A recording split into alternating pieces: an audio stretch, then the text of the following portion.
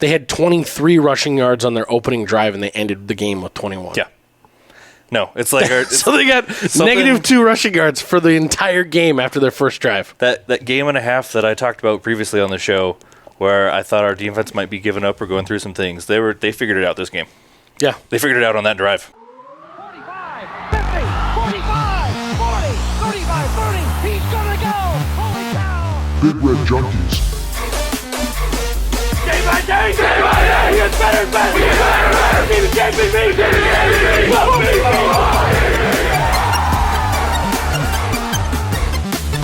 Oh, man, woman, and child, he just turned this stadium inside out.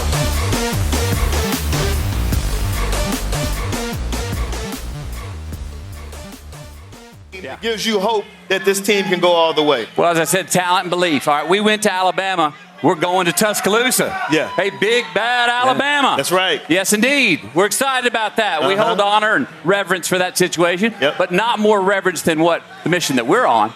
We went to Alabama to go beat Alabama on the way to where we're going. We didn't go to Alabama going, wow, we're in Alabama. Right. All right? There's a difference. Whole mindset. We were not surprised to win that game. This team, this staff was not surprised to win that game. We expected to win that game. But once again, did we talk a lot? No, we did not. No. We're focusing on ourselves, and we're focusing on each other because we got a mission where we're going. Hey, down at that Alabama game, we got to watch football together a little bit. I wanted to listen to that because I feel like that message is from a dude, that everybody likes to listen to. Everybody listens with Matthew McConaughey talks. If you don't, you can fuck off. Even if it's about Texas football, this is not about Texas football. This is about a team that is a blue blood that was down in the dumps and is being rebuilt. And they are about 3 years ahead of us in the process. And it has taken a team like Texas, who is in the hotbed of recruitment central, this 3 years to get back to true national relevance. They ended up losing this game. But that was Matthew McConaughey on game day before the Texas-Oklahoma game, which was a fantastic fucking game. If you didn't watch it, you fucked up. Oklahoma ended up winning. But his message that he threw in there about, yes, every moment is big. All of these things we're doing along the way are huge things for us to be taken care of. And every game does matter. But it doesn't matter as much as the final destination, which is getting us back to what we want to be as a program. For sure.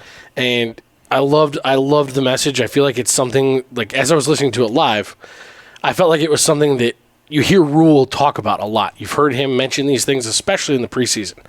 This is going to be a process. This is going to take time. There's going to be a lot of stepping stones and a lot of things we're going to have to go through along the way, but our mission is one thing. It's not all these other things. It's not making the fans happy. It's not figuring out a way to do things exactly the way that 50,000 different people want them done. It's one goal, one direction. We'll get there. And I still believe that in Matt Rule. I thought we took big steps on Friday night doing that. Absolutely. I completely agree, and I hope that if we can end up where Texas is in 3 years, I'll be very happy. I'll be super happy. Super happy. No, but it did feel good to hear that same kind of mentality coming from different programs and seeing that it's working. Yeah.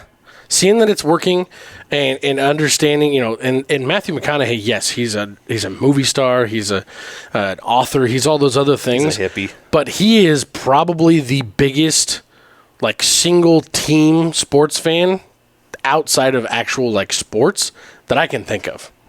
He reminds me of, Jack Nicholson sitting sidelined at every single Lakers game. That's true. He's got a hard-on for Texas. He built their basketball stadium. That's true. Yeah. He built their basketball stadium. But we got a win on Friday night. Hell yeah, we did. It was exactly what we thought. We thought that it was going to be sloppy, messy, gross, and it was all those things. It was.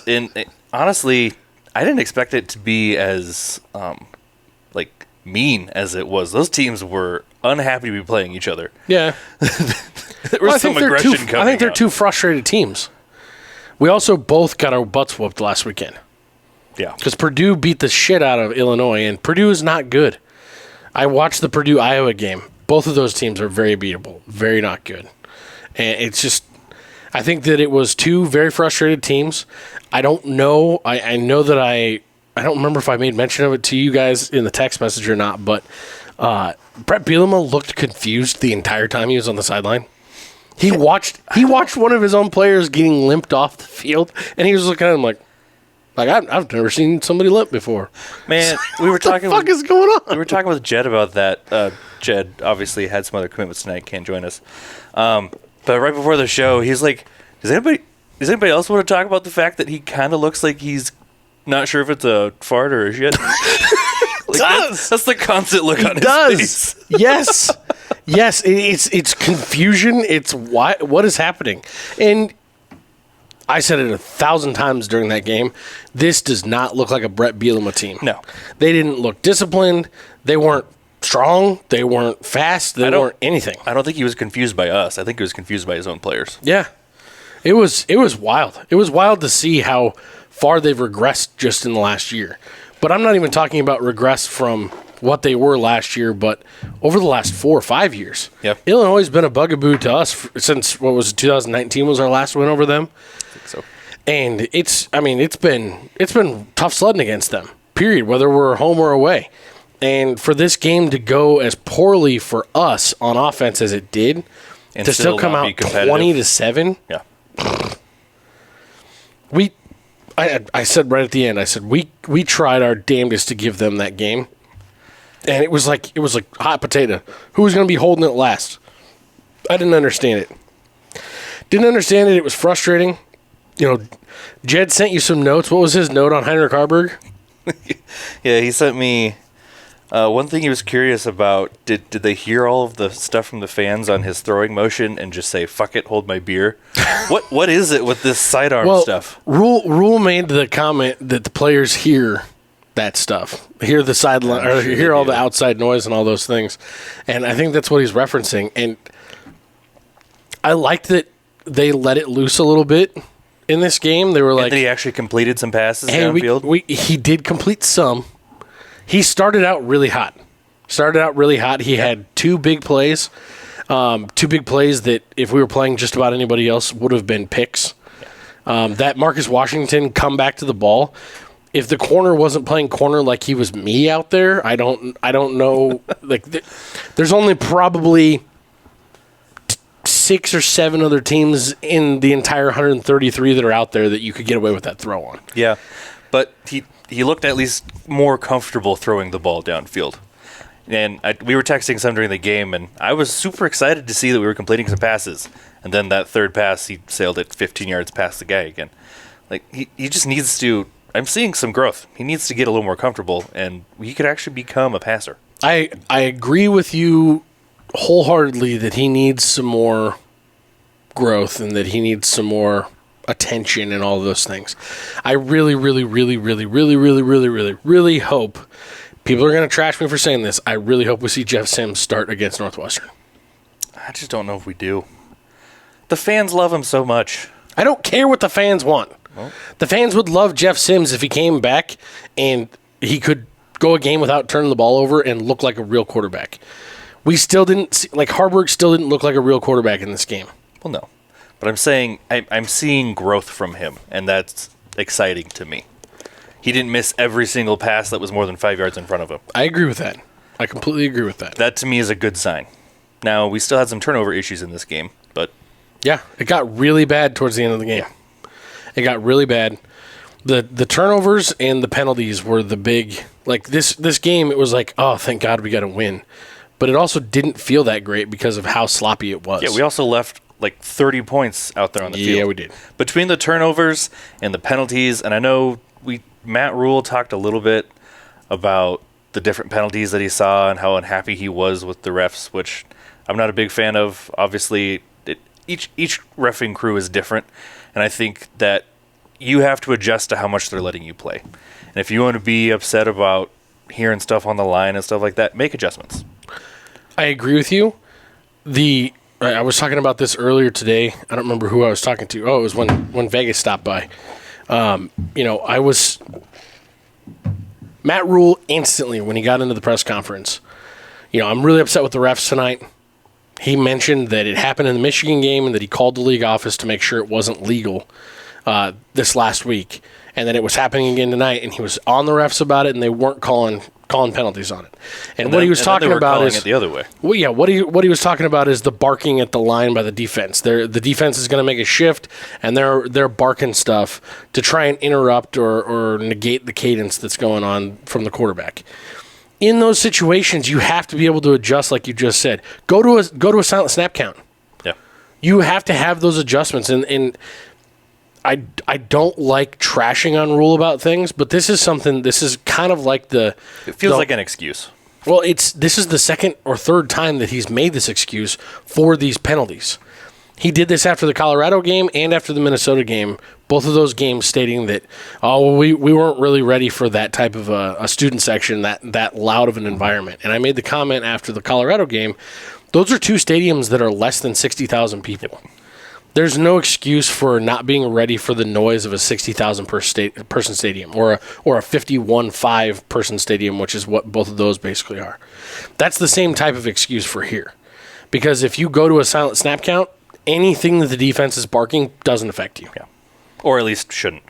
And we had killed five pre-snap penalties that they blamed on that. And we killed drives because of it. Yeah. If you're going to blame somebody else for those types of mistakes, and two of those penalties were in the first quarter on Teddy Prohaska. He was getting a lot of play in the first quarter. He's trying to work his way back. They've already talked about how it's not an athletic or a physical thing that's holding him back right now. It's getting back in the game shape, getting back in the groove, and that's a mental thing. Part of those things, like those, I said this at the end of the first quarter. I said he had two of those, and I'll forgive him on that stuff. I won't forgive a lot of the other guys that are out there every week and that have been starting. He's going to have some growing pains coming back. But then to have three more throughout the game that weren't him, it's like, come on, guys. Yeah. This is ridiculous. Like you said, it killed drives. We left a lot of points out there because of penalties. Yeah. Yeah, the turnovers got bad towards the end of the game, but it was the penalties that stopped us on, I want to say, 3 different drives. We were moving the ball pretty well. 3 different drives, and then we had 3 turnovers in, 2 of them were in their red zone, and one of them was on their, 30. Now, all that negativity aside, we got to say our defense is back, and they did phenomenal again. You undercut me there. I was about to say, all that negative shitting on them. Yeah. They still played a great game. The defensive stop at the goal line set the whole tone of the game, I thought. Yeah. And it was an incredible stop. It was. It was awesome. Now, I didn't like that they got there. To watch them march right down the field on their opening drive. They really did. It looked like the way that drive was going, I was already thinking in my head, I was starting to get a little bit of an ill feeling. Maybe our defense really was total fugazi, and it's, Michigan showed that, and now we're going to just get beat up on the whole game today. Yeah. Because they did. They bullied us around right down the field. And then our defense was like, you know what? Fuck you. Fucking done.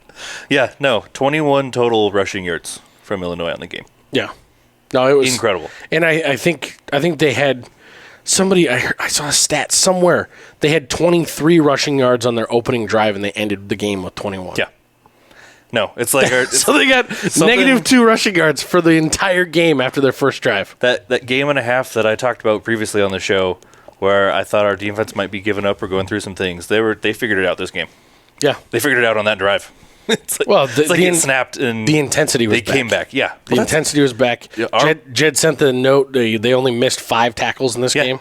That's incredible. That's incredible focus. They looked like they were playing angry. Yes. It was anger. It was attention to detail that we haven't seen in a couple weeks, like you said. I'm very excited about that. We got back down to the 1.1 yards per rush average. Pretty solid. Seeing those numbers multiple times in one season is pretty crazy. Because they ran the ball 19 times. The penalties, like we said, we were 10 penalties to their 3, which I thought was astronomical. It really felt like turnover-wise, we were going to finally win this game. And then the fourth quarter happened. Yep. It was like, what the hell? Hopefully Anthony Grant's ankle tweak is just a tweak and it's small and not going to hold him out. But again, I said this during the game, that was another great defensive play. Everybody instantly started torching him online. This is just like the Minnesota game. It also happened around the 4-minute mark again in the game. Yep. It wasn't. It was exactly like the Minnesota game in that it was a great defensive play. He was spinning through. Yeah, he was holding the ball a little bit high, but he had good ball security all game. That dude straight up basically met him and ripped the ball out because he was getting stood up. Yeah, but that's what happened. Plain and simple. The Emmett Johnson one was a standard fumble. He's also a true freshman. He's going to have his growing pains. Turnovers just seem to continue. It doesn't even matter who it is. Yeah. To plague our offense. Yeah, so much. We also it felt like in the second half, Harburg got a little looser with the ball. He was doing a little. He's got a lot of Patrick Mahomes. I want to run around and make the play and act all wild and crazy. You can tell he watches him. He's probably a KC fan. Sidearm shit. You're not fucking Patrick Mahomes, man. Stop sidearming the ball. You know what? I'll be totally fine with it if you start making crazy plays like Mahomes does. But until then, knock it the fuck off. There were at least 2 or 3 times in this game where he threw it straight into the back of somebody or straight into the helmet of somebody or straight into the ball comes not out even so outreach. low. Yeah, it's like a shot really put. low. Really though. That's why they had a pretty easy time deflecting some passes in this game.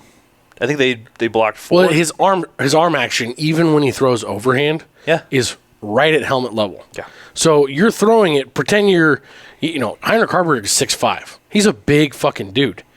If he would extend it and throw pro style overhand, he would be throwing over the offensive line with no problem. Yeah. Right now, he's turning himself into Kyler Murray. A little bit, yeah. Like he's basically a little midget running around back there because his arm is so short. Now, that said, if he has to throw that way to be any sort of accurate, fine. But then that goes back to your discussion about, is he actually a quarterback? Yeah. If we can't get that fixed in him, if we can't get his arm movements fixed in him, he's not a long-term quarterback solution. Plain and simple. Yeah.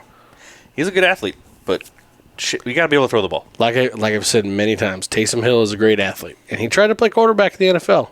He gets a couple snaps here and there. That's good. Do you have any other thoughts on this game before we go through our questions?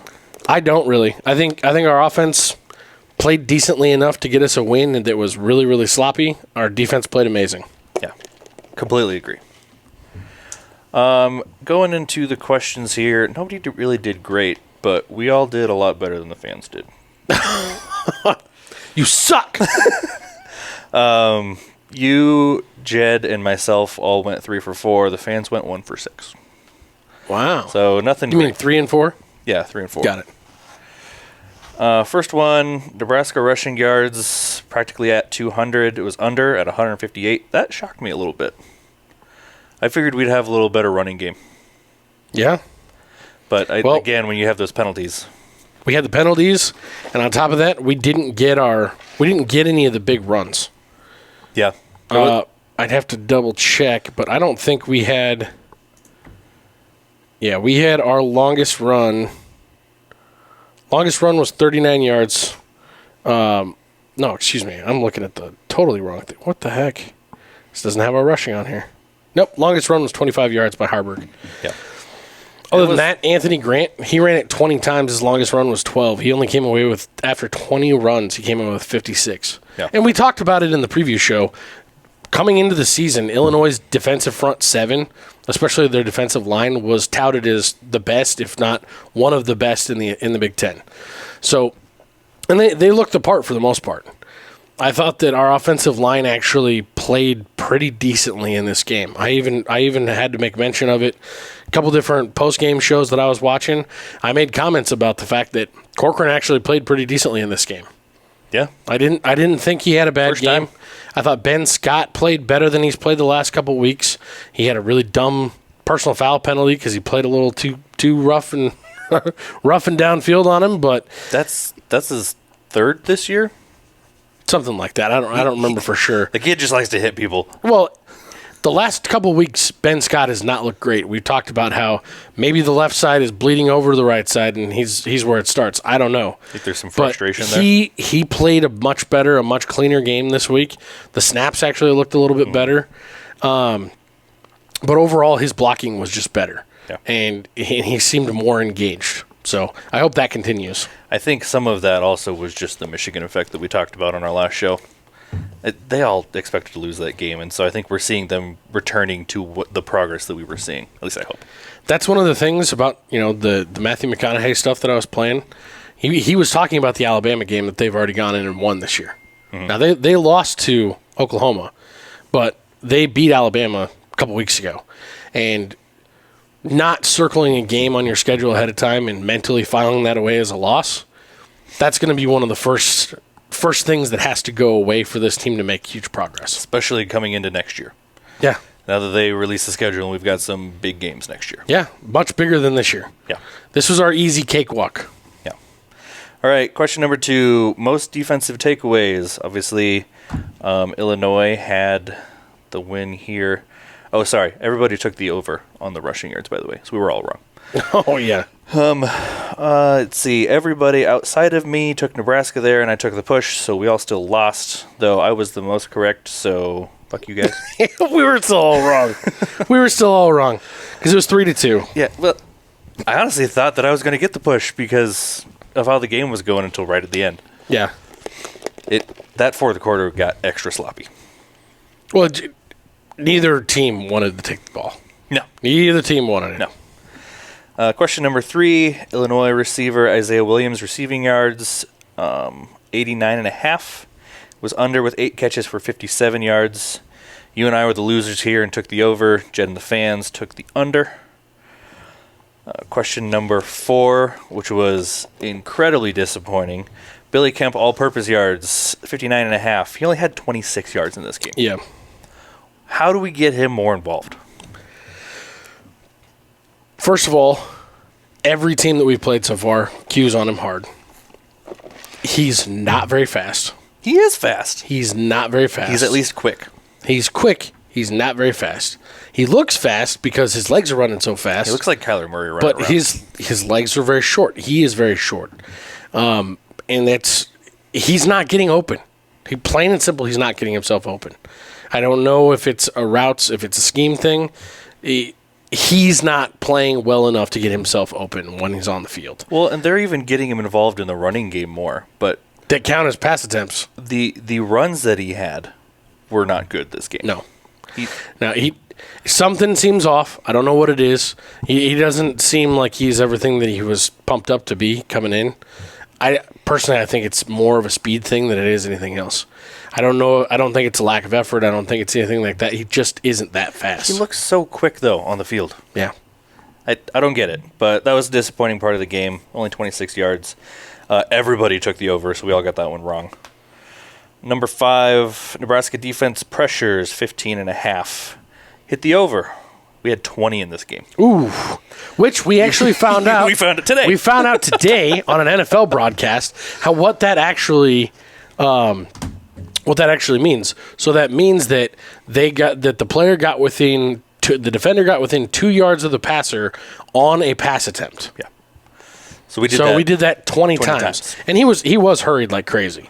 They did, again, another really good job. That is one thing that all these teams, it seems like every team since Colorado has done a really, really nice job of preparing for how fast our guys get in the backfield. And their quarterbacks are just ready to either move outside of the pocket or they're going to get rid of the ball right away. Yeah. Which they're doing a really good job of it. Feels good. He threw the ball 47 times in this game. Mm-hmm.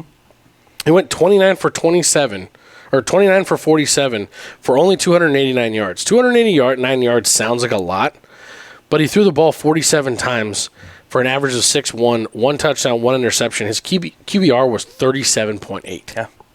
No, we were beating him up. We did a nice job on him. They got yards, but we didn't. We were bend don't break offense on this game, at least on the passing side of things.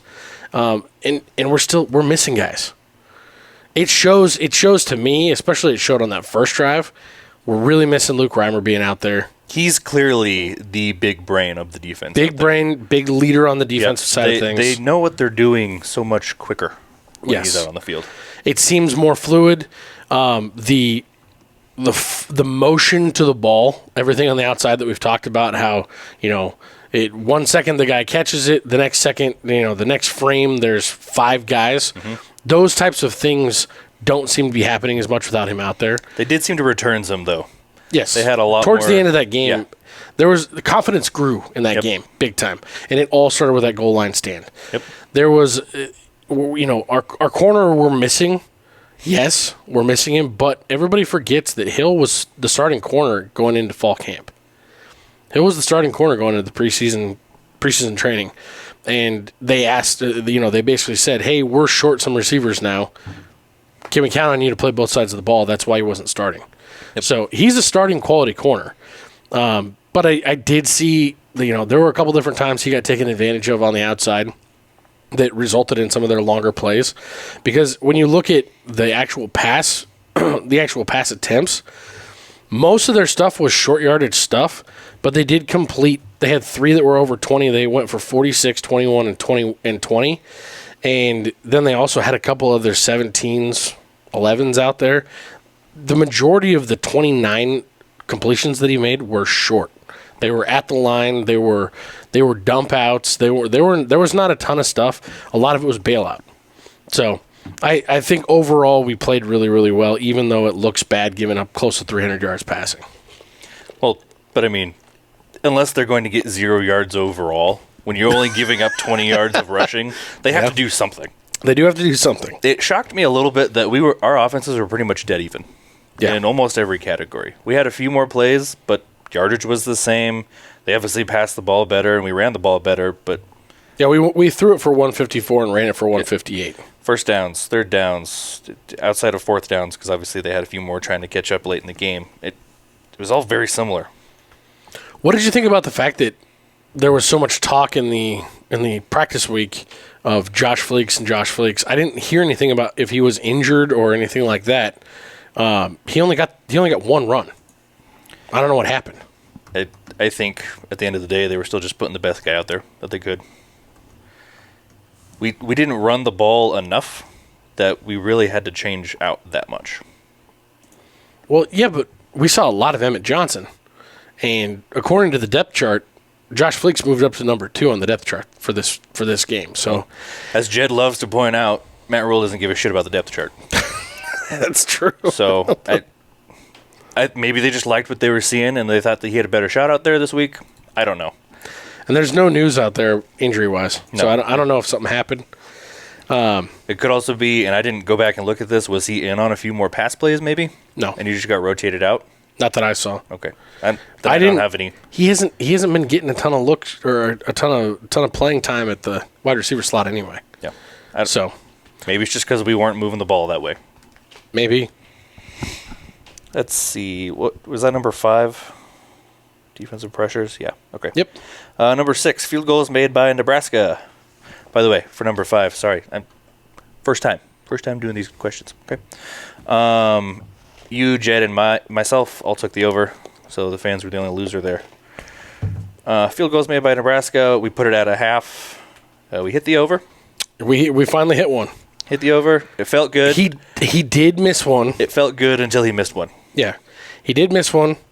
We actually hit 2 in this game. Yep. But the one that he missed, I'm going to give him, even though he's missed some, I'm going to give him a pass on that one. It was a bad hold. Laces were in.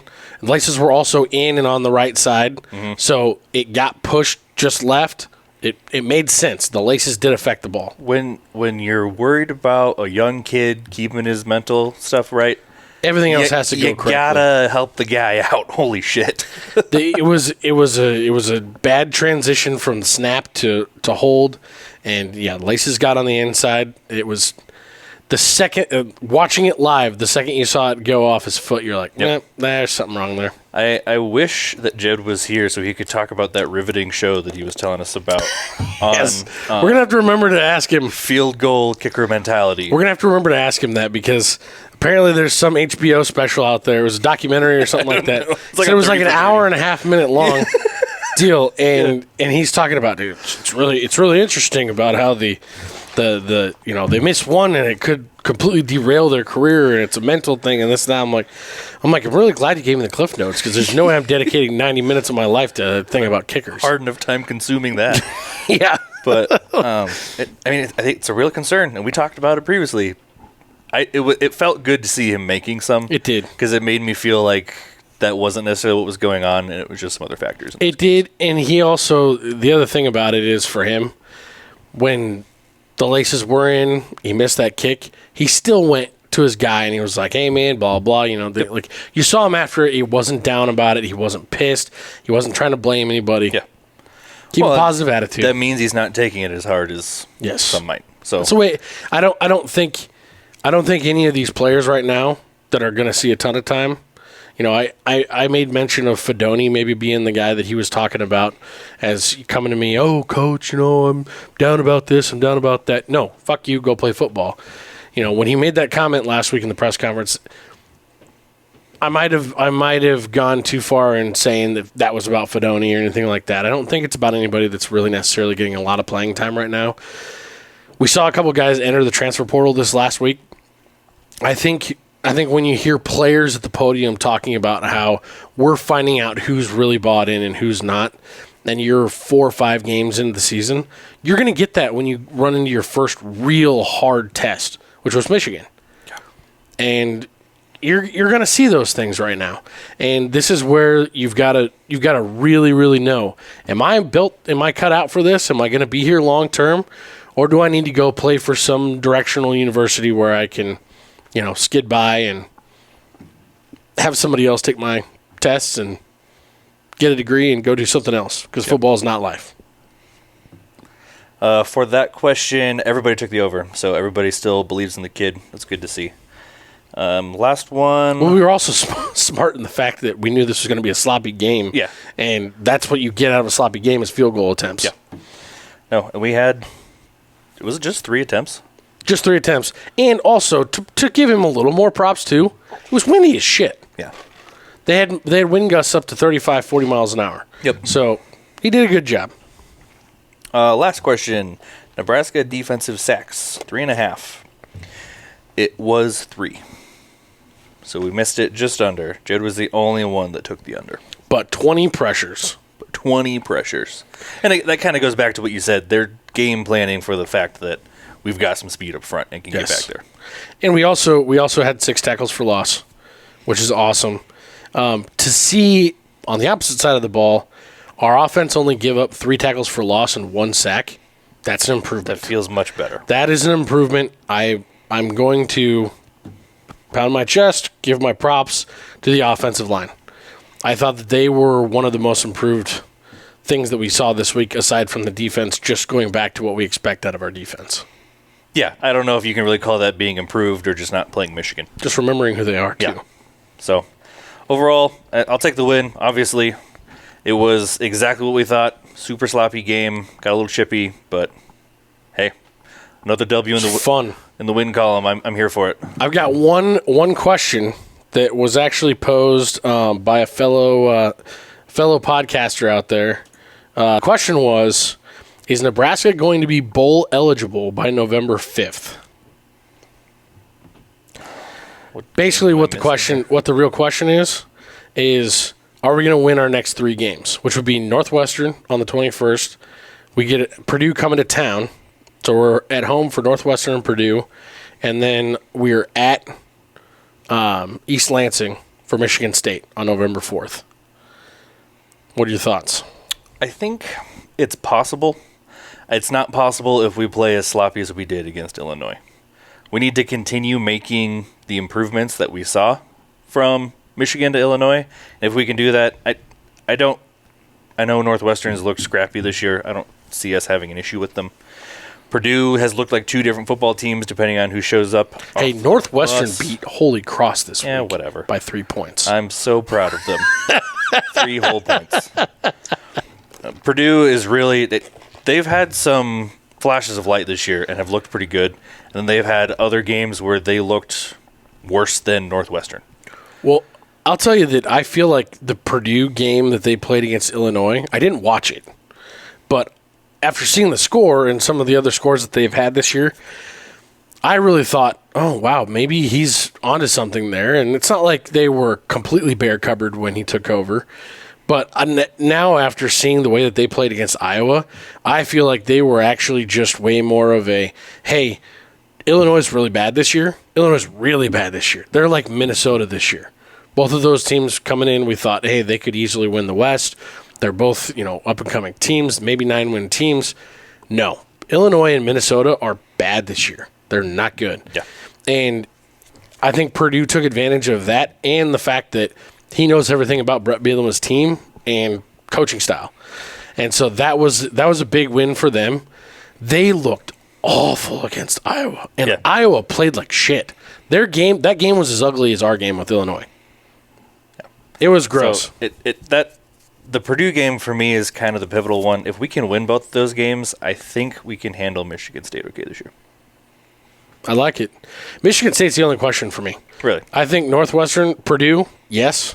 I think the Northwestern game, there's going to be some leftover. I really hope Reimer's back for that game. There's going to be some leftover anger about how things went down. Not necessarily at Northwestern, but as a reminder of what happened in that Northwestern game in Ireland last year. I think they want to take some out on them. Well, I sure hope so, because I think the defense holding them to a goose egg would be amazing. It would be amazing. I know I don't have any reason to feel this way, but I love watching Northwestern lose. Yeah. I just do. Every year, that game feels different to me. Yeah. So I'd love it if we could take it to them. I want to make sure all of our players stay healthy, because Northwestern seems like a dangerous team this year from a not giving a shit standpoint. Yeah. Kind of hit like that Colorado State team did against Colorado. Bit. It's just they don't. It's a zero-sum game out there for them. They're just hitting people. Yeah. So I like the question though. I really do. I think Northwestern and Purdue at home. Those are both games that I expect to come away with a win. I think a big win over Northwestern. I think a tight game with Purdue. Probably sloppy, just like what the Iowa game was.